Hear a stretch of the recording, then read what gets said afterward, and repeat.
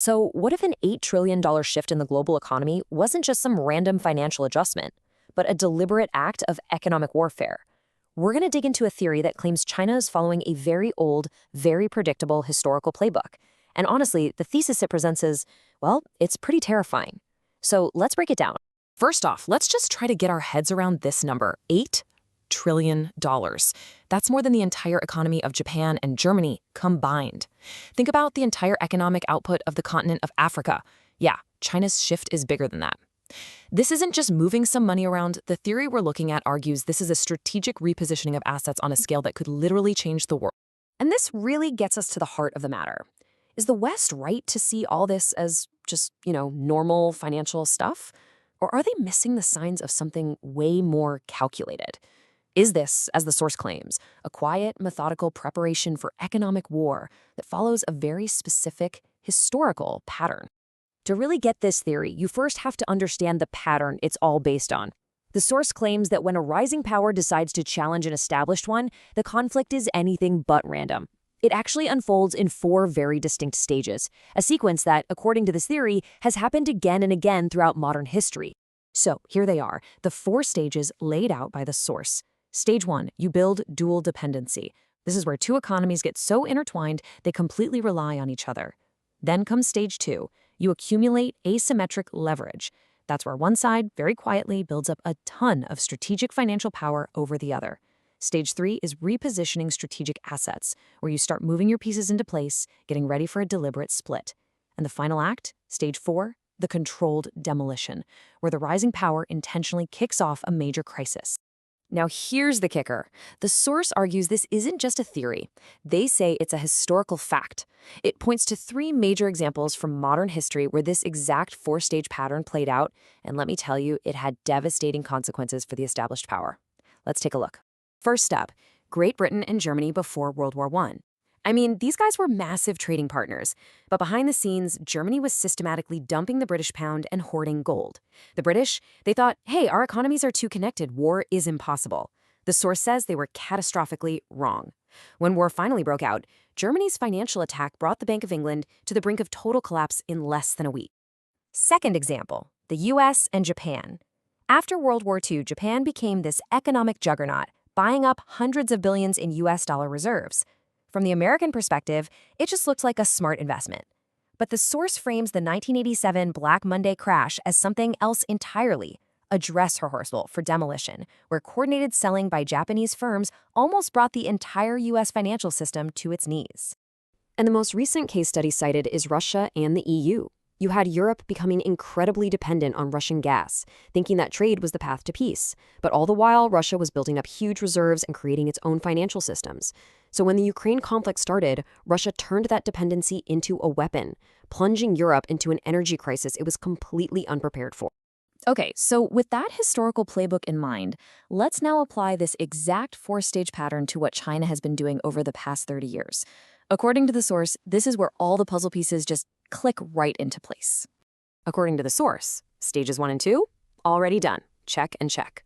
From 1990 to 2010, they built that deep interdependence, with China becoming the world's factory. That foundation then let them move on to stage 2, from 2010 to 2020, where they built up that asymmetric leverage, over $3 trillion in reserves, all while creating their own parallel global systems like the Belt and Road Initiative. And that brings us to right now. The source argues we are deep in stage 3, the quiet but absolutely crucial phase of strategic repositioning. This is all about building up defenses, moving key assets out of harm's way, and methodically getting ready for a deliberate break from the Western economic system. And the source points to this data as a huge piece of evidence. Look at this. China has been systematically selling its U.S. debt, cutting its exposure from a peak of over $1 trillion to less than $800 billion today. The argument is, this isn't just a market fluctuation. It's a clear, deliberate move away from the dollar. Oh, and it's not just about selling bones. Not even close. The source points to this whole multi-front strategy. A massive 70% increase in gold reserves, currency swap deals with over 30 countries to trade without using the dollar, building their very own alternative to the SWIFT system called SIPS, and stockpiling critical resources. Every single one of these actions is another brick in the wall they're building to insulate their economy. And then there's this bombshell claim from the source from November 2023. It alleges that an internal order went out to all of China's state-owned companies to completely divest from Western markets. Now, if that's true, this isn't just a suggestion. It's a command with a very hard deadline for the end of Stage 3, November 2026.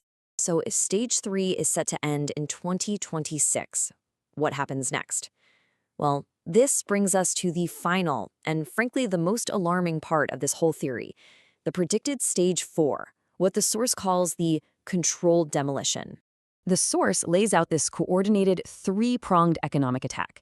It would start with a financial shockwave, a sudden dump of all remaining U.S. debt to crash the bond market and cause a panic.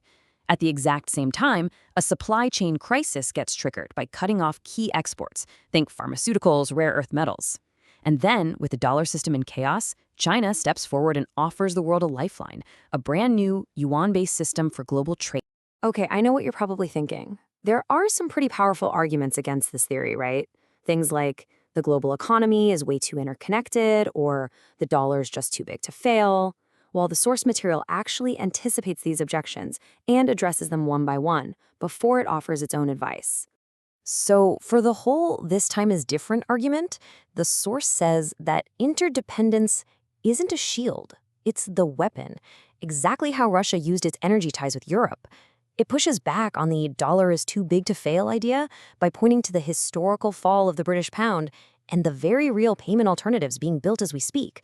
And as for America's ability to adapt, the source questions it, citing deep manufacturing dependencies that would take years, not months, to fix. So, based on all this, what does the source recommend people actually do? To counter a potential dollar crisis, it suggests cutting your exposure to dollar-heavy assets and diversifying into hard assets, like gold. And to get ready for that predicted supply chain shock, it suggests positioning in areas like domestic manufacturing and, making practical preparations for potential shortages of things like medicine or electronics. So let's just recap. We've walked through this theory of a four-stage pattern of economic warfare. We've seen the historical examples it's based on, and we've looked at how it's allegedly playing out right now with China. The source presents this pattern not as some possibility, but as an inevitability. It is a sobering theory. And the final question it leaves us all with is a really profound one. What if it's right?